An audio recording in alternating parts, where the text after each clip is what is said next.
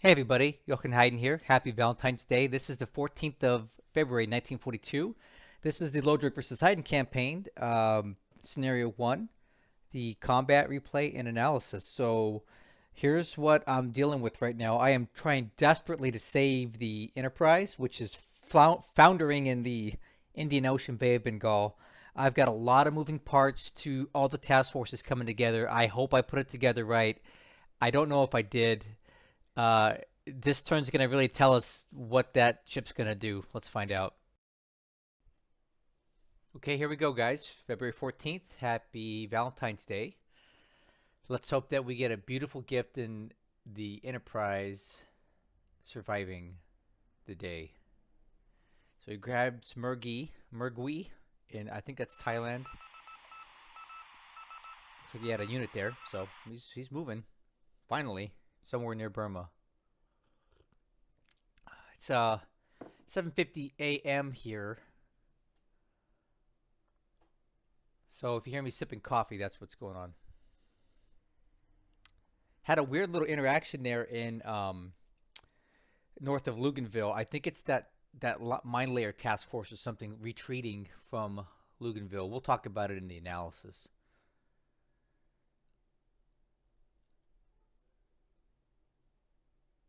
So I don't know if you saw, but I got a glimpse of a lot of subs all over our carriers um, in the Bay of Bengal. It's not going to be good.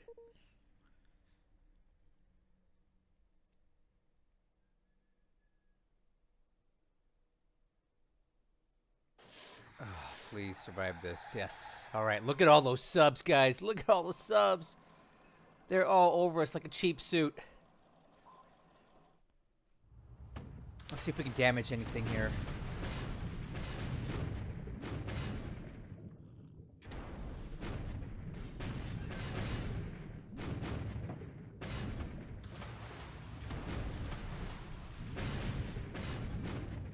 Man, they're all over us. Look at them all.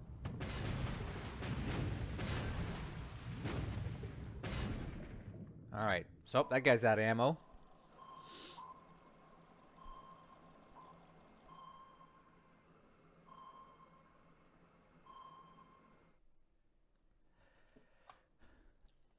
Okay, so this task force is doing an ASW attack near Trincomalee. We're really close in. And we don't get any hits. And he fires some torpedoes. Okay, now this is us on the attack. So this sub was actually suppressed. So the Mustin attacked the I-124 and kept it down. That's a good thing. And another one. Oh my goodness. This is the worst. Having to deal with these subs like this and running this gauntlet because you know that's what it is. Let's see if we can do some damage. We need to damage some subs here.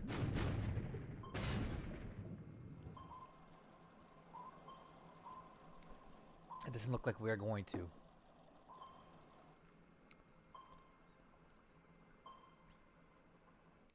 Hey, I'll say this though. I'd rather his subs attack these guys than the carriers. So if we're keeping him distracted and keeping him from, messing around with our big stuff, I'm okay with that.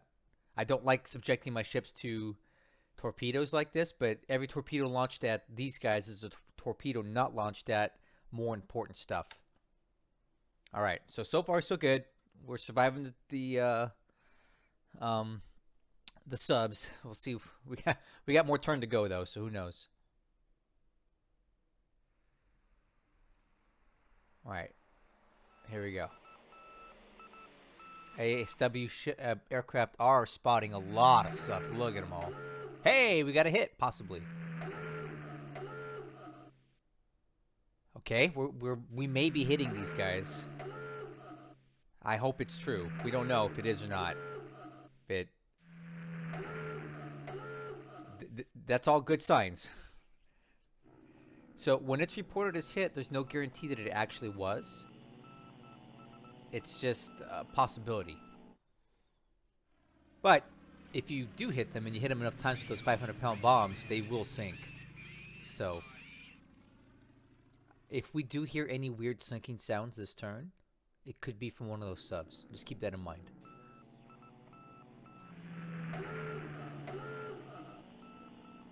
There you go. I'll take that all day.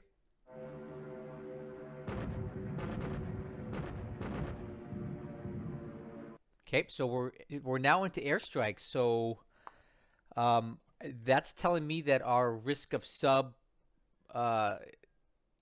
hits on stuff is diminishing. So let's get on to this. So we're in China and Xi'an.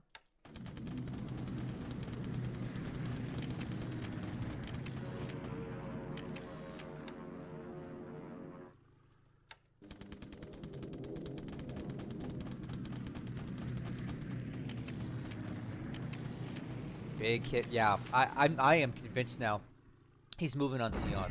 With the amount of effort that he's putting into bombing it, there's just no way that he's not. So we really need to we really need to consider executing the plan. All right, now he's hitting. Look at the amount of aircraft. Look at this. Crazy. He doesn't get away unscathed this time though. He gets good hits, but we damage a lot of aircraft and we destroy one by flak, so that's good. Okay, Kukong. And I will say this, his bombing efforts in Kukong are a lot more effective now.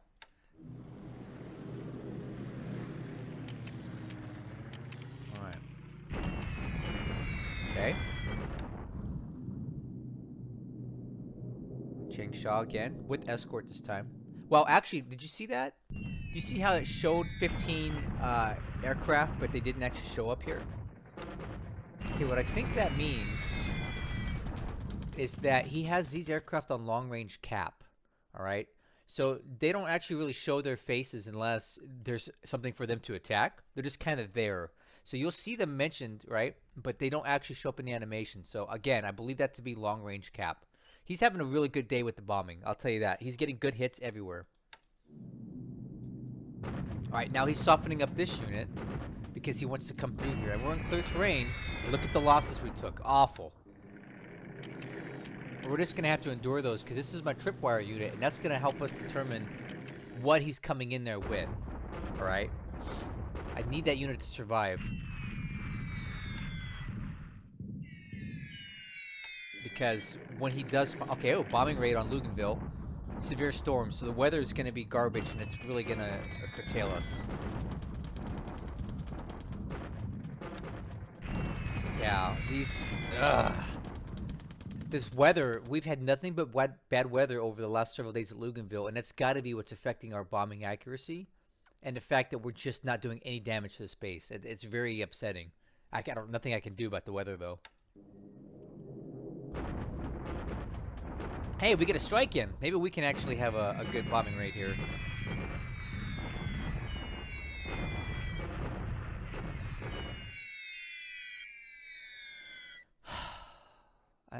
Again, clear skies and we do nothing. I don't understand it.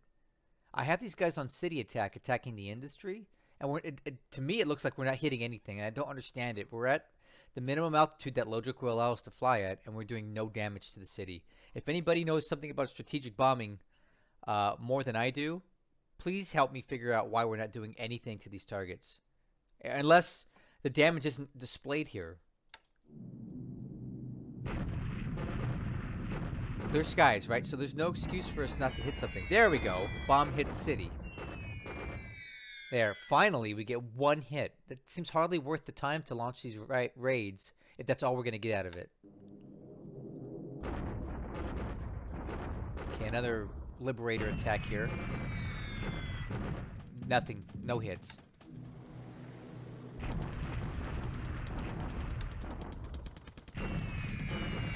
A little bit of hits here. Just the weather is super frustrating right now. Oh, I thought I called these guys off. All right, I need to call these guys off. He's not going to come up and play.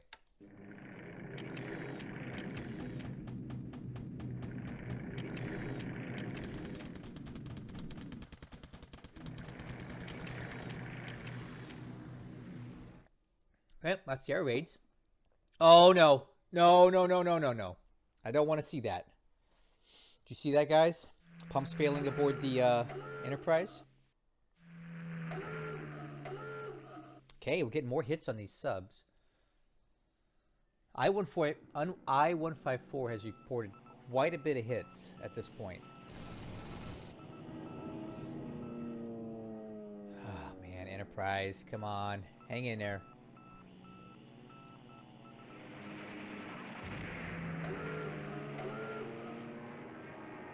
Oh, another hit. Possibly, possibly. Guys, I really hope this is half of those are true. If those are true, we're causing a lot of damage to his subs, and this could be the old sub graveyard that we were hoping it could be for him. Okay, now he's attacking. Looks like bandoing directly, and despite the terrain that we're in, he does get some good hits in there.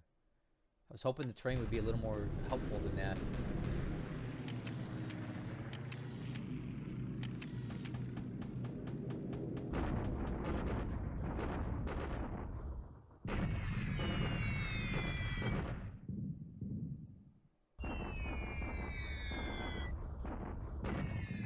Okay, more hits on Kukong. Big raid. Well, it's not that big. And again, did you see how there was Oscars quoted in the little call out, but they're not here? I think they're on long range cap, and they will only react if we have aircraft there to fire at. See, that's now you veterans who have played more, tell me if I'm reading this correctly. We see that they're calling out for Oscars, but we don't see them in the animation, so I believe that's telling us they're long range cap, and they don't really show up unless there's something to attack. Again, let me know if I'm wrong.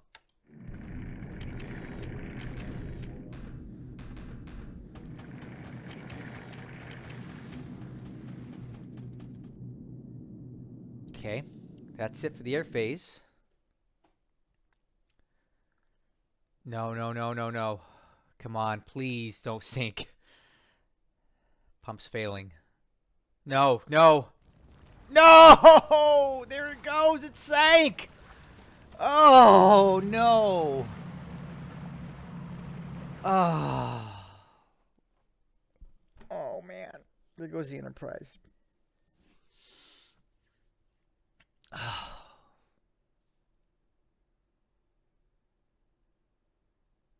I can't believe it. Okay. Let me get my wits about me here. All right, so he's landing at Samarinda now, which is near Balikpapan. And he'll take that outright because we have no troops there. Ah, man. It's...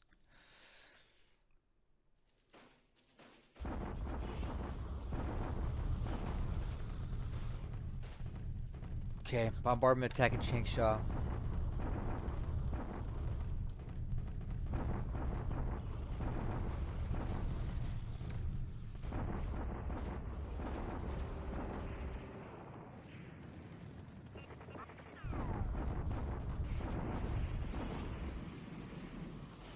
All right, so appears to be a usual rate of loss here for us.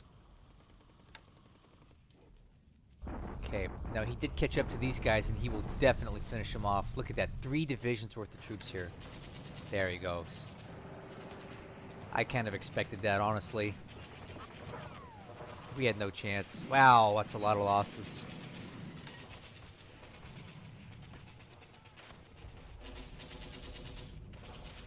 Oh man. There goes the Enterprise. That is quite the hit. That really changes things.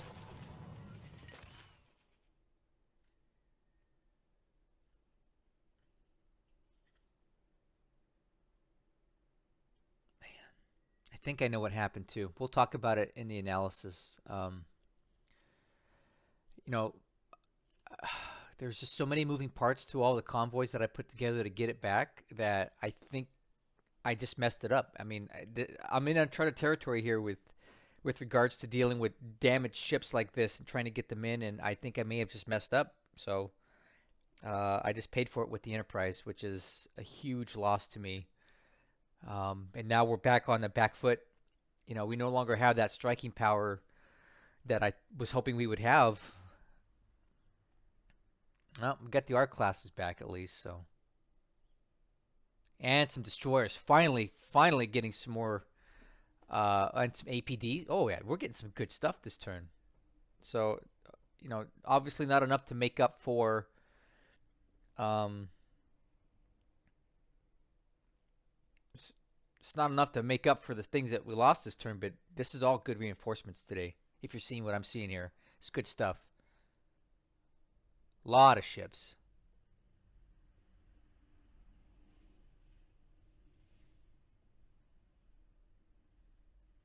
Cool. Yeah. Oh man. Okay. Big day for reinforcements. Let's take a look at the let's take a look at it. Well, here we are. February 15th, the aftermath. Was not a good day. Well, yesterday wasn't. Let's take a look at it. So, this, yeah, okay. Aircraft losses 87 to 7, and I think we know why. So, we're reporting 42 Dauntlesses destroyed, 21 Wildcats, which are not easy to come by, TBDs, which are completely irreplaceable, and 7 FOF3 Wildcats, and these were all lost when the Enterprise went down. And there was nothing I could do to get them off because the the system damage on the ship was just too high.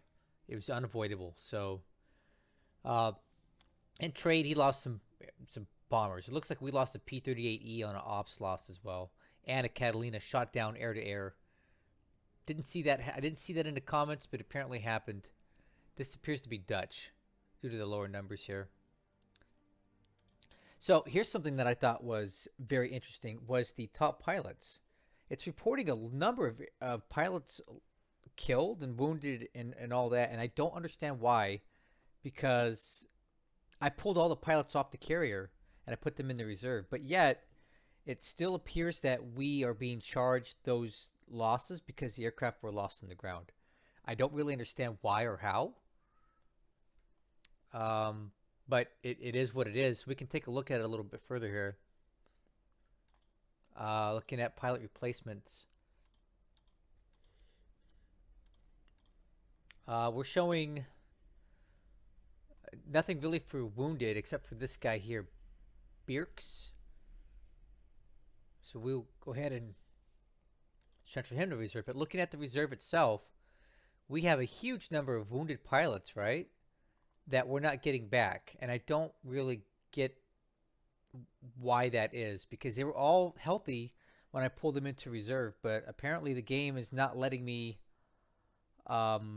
keep some of them. Again, I don't know why. Maybe it's just a little bit of protection to keep you from doing what I did. But basically, the way I'm seeing this right now is all these wounded pilots we can't get back. All right. If they don't have a return date, to me that means that they can't be used. At least that's what I would think. Let's do a little test here. So let's see. Let's look for Ensign Tanner B. Let's see if we can reassign him somewhere. Okay. So if I look at the Lexington, go for a Dauntless. Let's go. Okay, we'll do this. We'll go to request veteran, bomber reserve. There's no Tanner B. Okay, that's all we get out is 12 pilots, which doesn't make sense, right? Where are the rest of all the pilots that I pulled out? And it just patrol, like, so where are all of these guys? Do they have like a, where'd they go? So I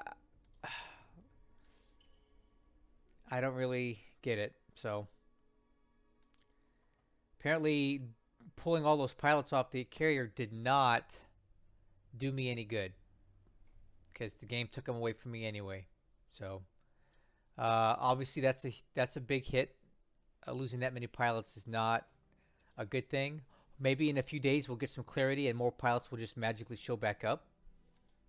You know, I'm still learning how this group reserve works myself, so I know a lot about it, but I don't know everything. So maybe I can look in group here and see if I can find out when we're getting these pilots back. You know.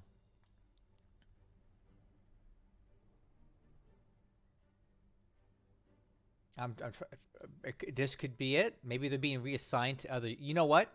I bet you I know what it is. I bet you a lot of these pilots are being reassigned um, to other units, perhaps that are coming on map. Maybe they were just earmarked for that. That's my guess.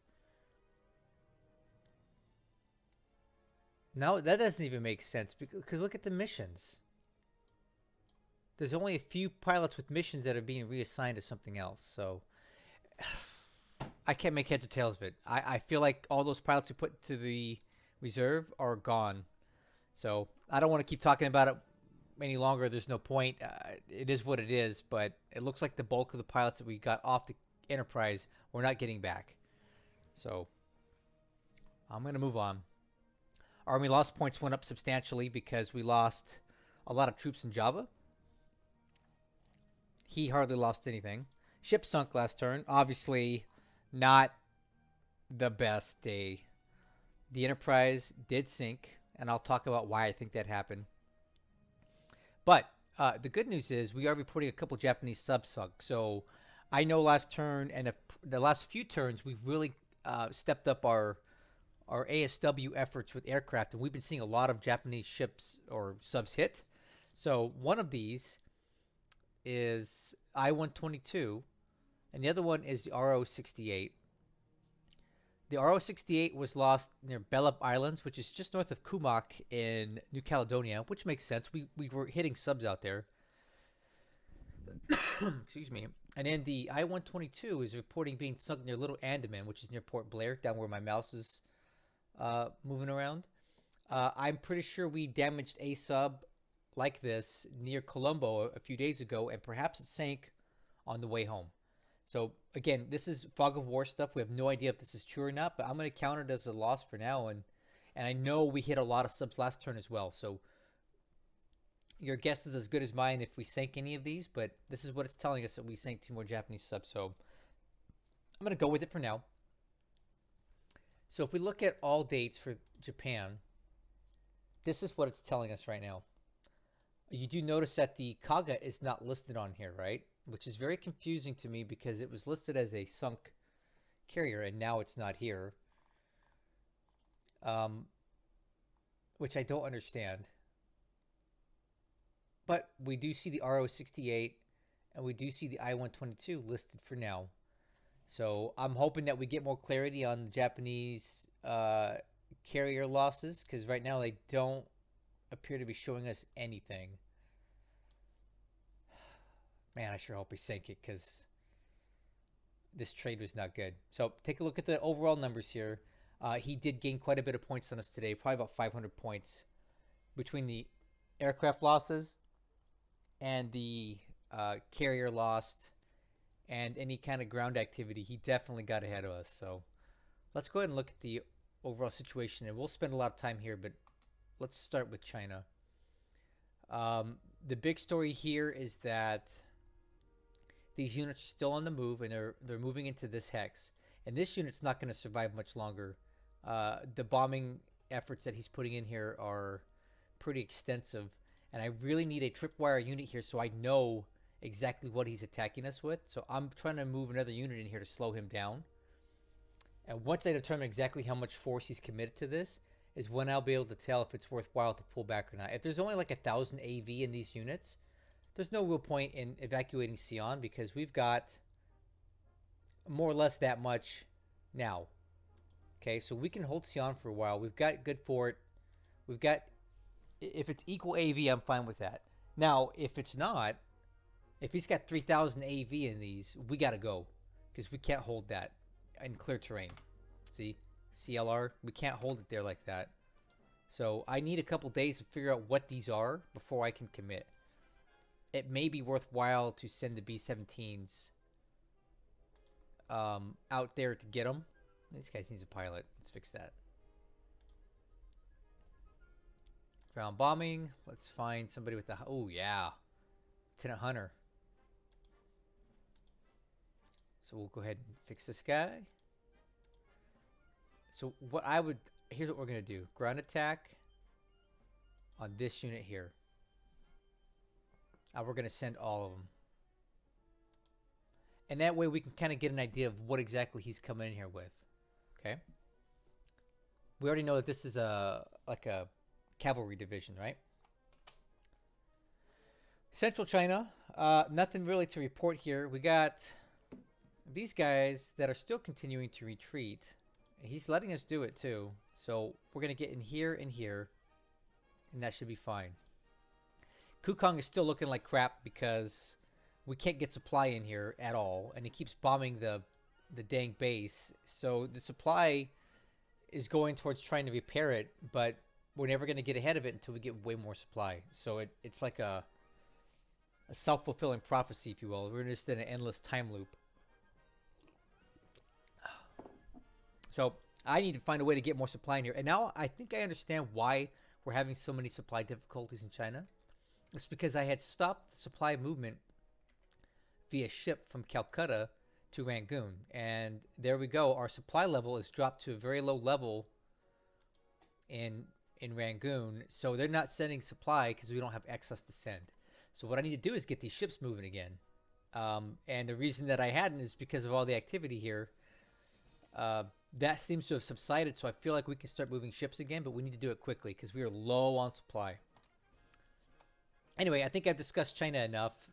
If you have any questions about the situation there, please ask me and I'll answer them more. Or come to Discord and I'll tell you more about it there. So looking in Burma, we have what I feel is a sufficient amount of troops there now to defend it effectively. Because he hasn't really made any real moves. He's taken Mergui and Tavoy. But really that's about it. So what his intentions are now, I could not tell you. We're not seeing enough movement here to make it make sense. Right? These units are so small. These are just garrison units, right? It's not enough. So right now we're gonna build up a position in Rahang because why not? It's a great little blocking force.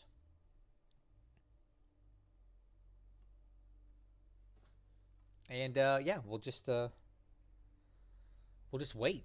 And I got these guys heading down as another tripwire unit just to kind of hang out on the road in case he starts coming up this way. I'll get eyes on it. So let's briefly talk about what happened here with the Enterprise. All right, so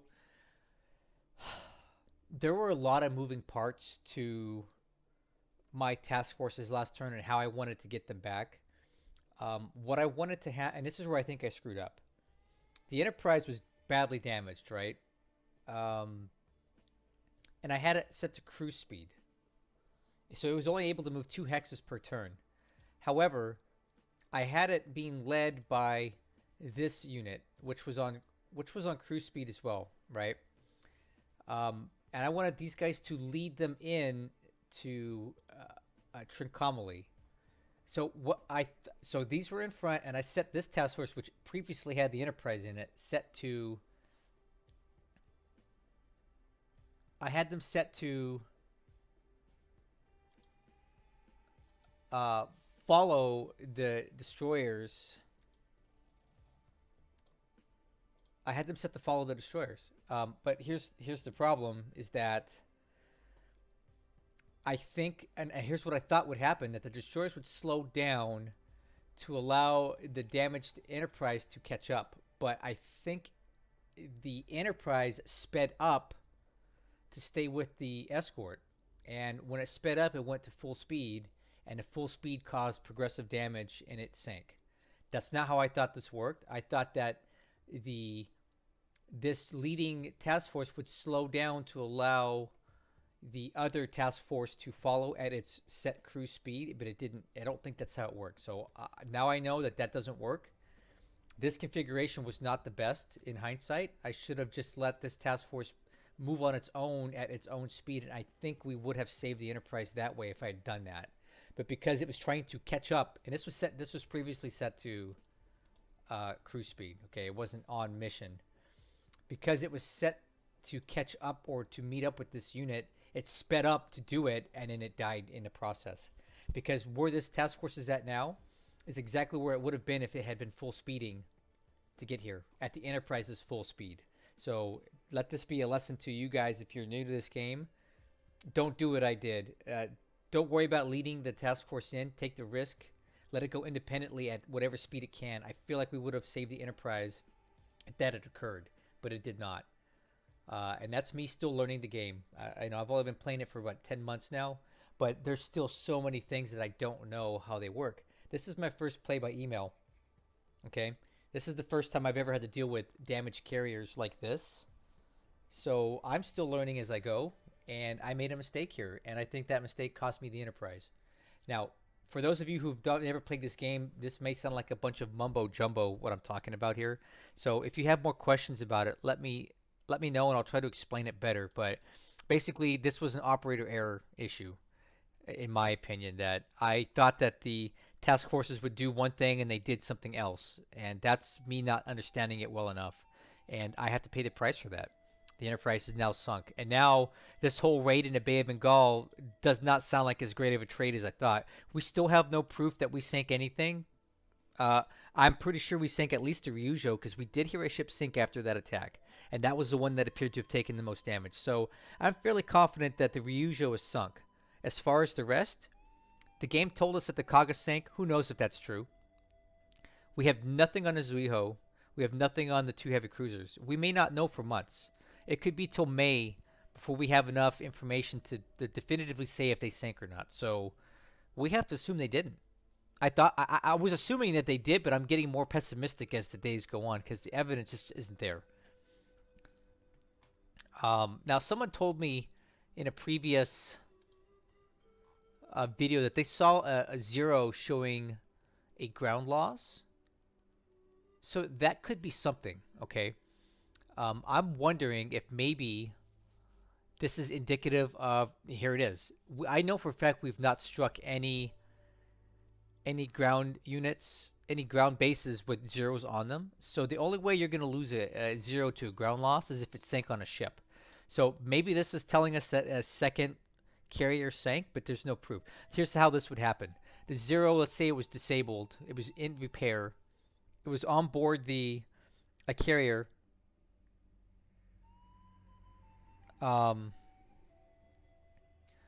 It was on a carrier. We hit the carrier and caused damage to the carrier. And here's what keeps aircraft from taking off. System damage over 50. And I'm pretty sure we did that to all of his carriers. Now, let's say now the Air 0 is stuck on the ship, but the rest of them were in the air and they flew off and they landed or they ditched. This 0 was on a carrier that sank a few days later, and it went down with the ship. That counts as a ground loss. Like all these ground losses here, these were on the ship and they sank. It's considered a ground loss because the carrier is a floating base, right? So if it sinks, the plane goes down with it.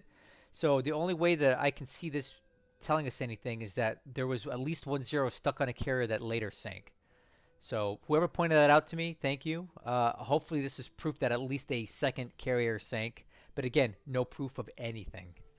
And that's frustrating. But that's part of the fog of war of this game. And that's one of the reasons that makes it so cool, is that you just don't know stuff. You have assumptions and you can kind of put pieces together and kind of try to understand what happened. But you don't know. And you won't find out for months later, in which case it changes everything. So that's so cool.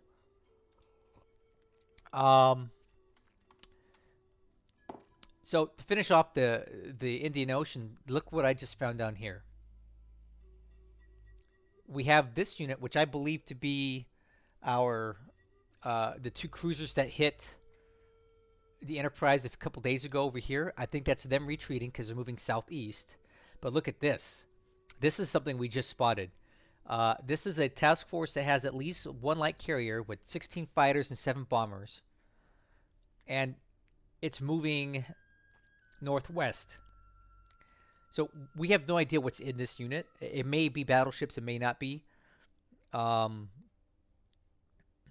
we don't know. It's got at least one light carrier in there, which could be anything. Could be the Tayo, could be um, the the Hosho. Who knows, right? Because we know that the Zuiho and the Ryujo are definitely out of the fight for a while. So what does it leave us with? The Tayo and the Hosho, perhaps one of those two. It's heading northwest, and I don't know why. So we'll keep an eye on this task force and see where it ends up. But I'm pretty sure that we can defeat this unit without much issue at all. We'll watch it for sure. I would love to know what his intention is with this. Maybe he's trying to catch up here and Hail Mary to kill the rest of the carriers. I don't think he'll be successful, but we'll try it out. See what he does. All right. This also letting me know that my subs are completely useless down here, right? They are not intercepting a dang thing. I have the worst luck with subs in this game. I fundamentally do not understand how to employ them. If this unit can sneak by all of these subs and get to here without us hitting it, that is so frustrating, and I don't know what to do better. If you guys have any suggestions on how I can employ my subs better so they can actually stop these stupid things from walking right through, by all means let me know, because my ships always get intercepted by his subs, and my subs never intercept anything. See, this guy's walked right through our whole sub line. And I'm sure these ones will too. Looking over here in Java, he is rapidly mopping things up here.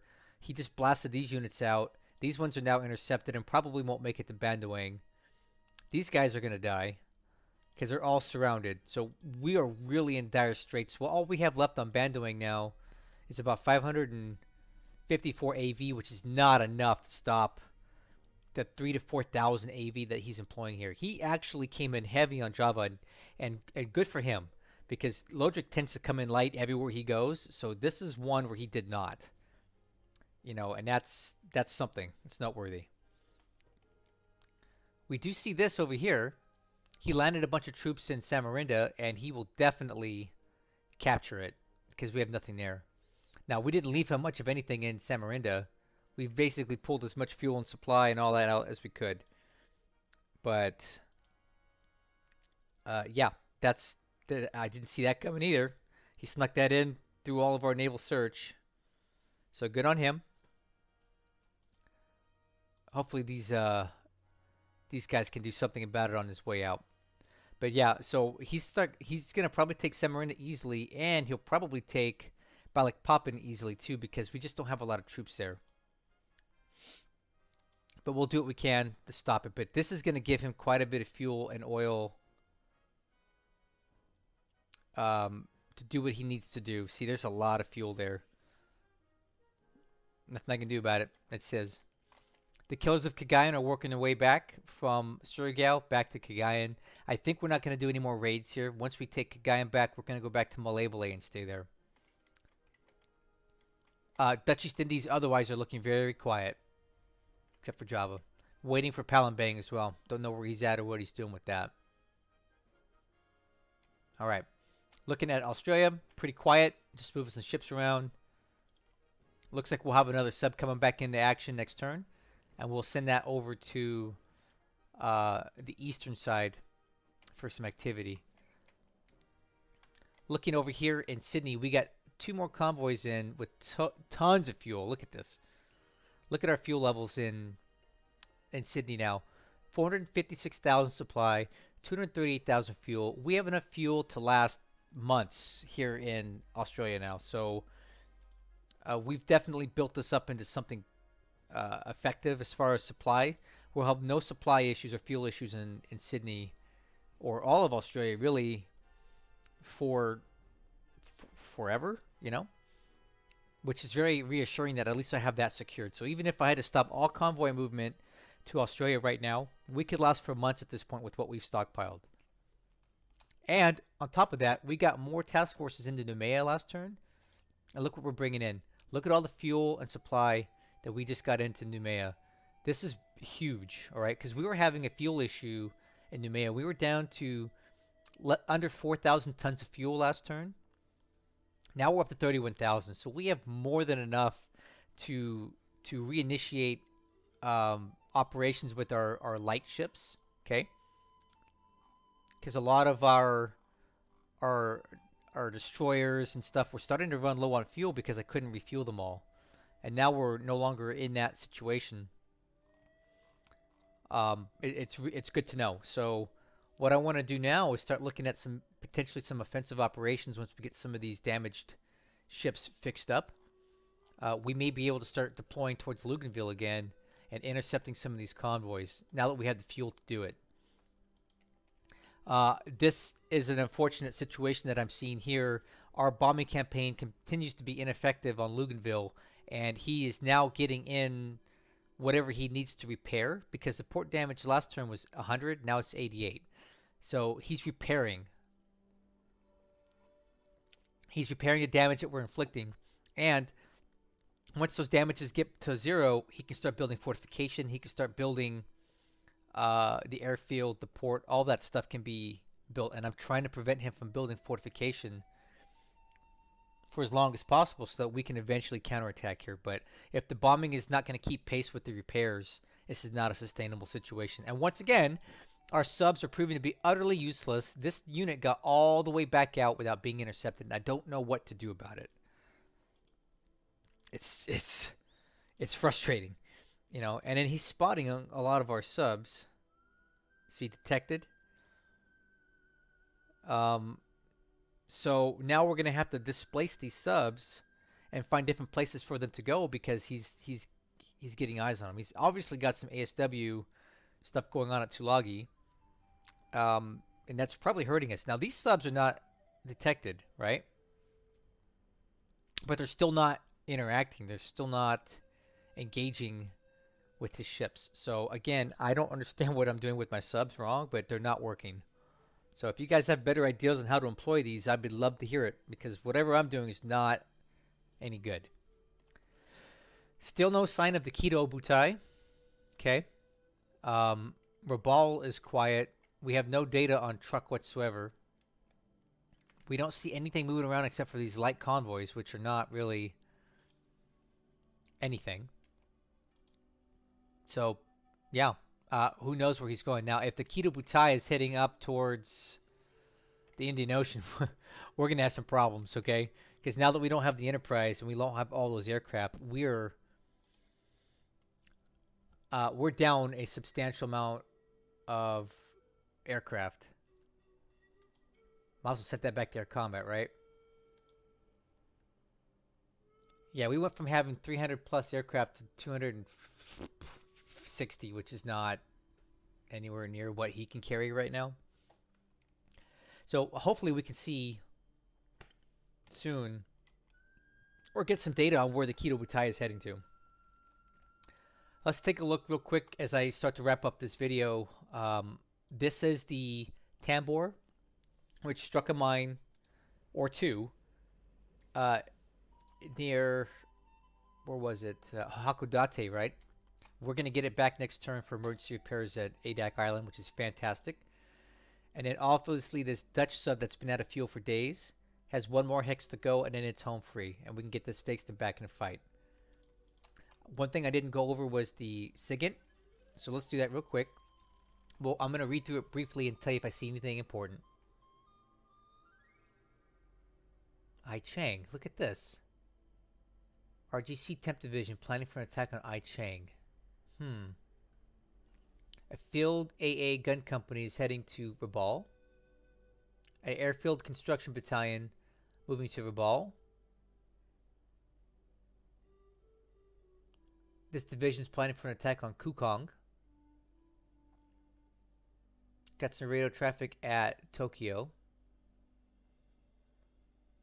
Okay, another infantry regiment planning for an attack on Kukong. So he's planning on something at Kukong here.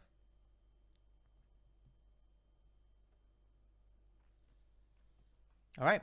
And then I'm going to briefly go through the ops report. There's a lot of stuff to look at here. It's a huge ops report. So I'm going to go really fast through here.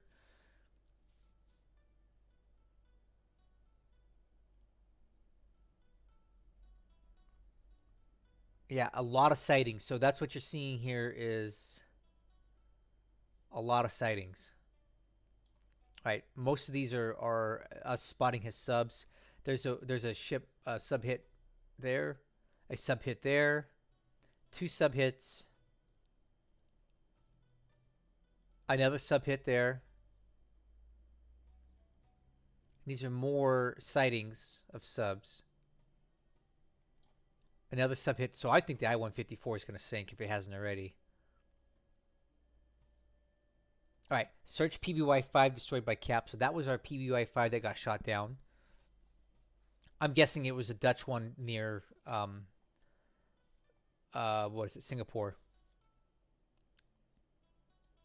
Another sub hit there. And another one. Wow, we really tore up his subs last turn.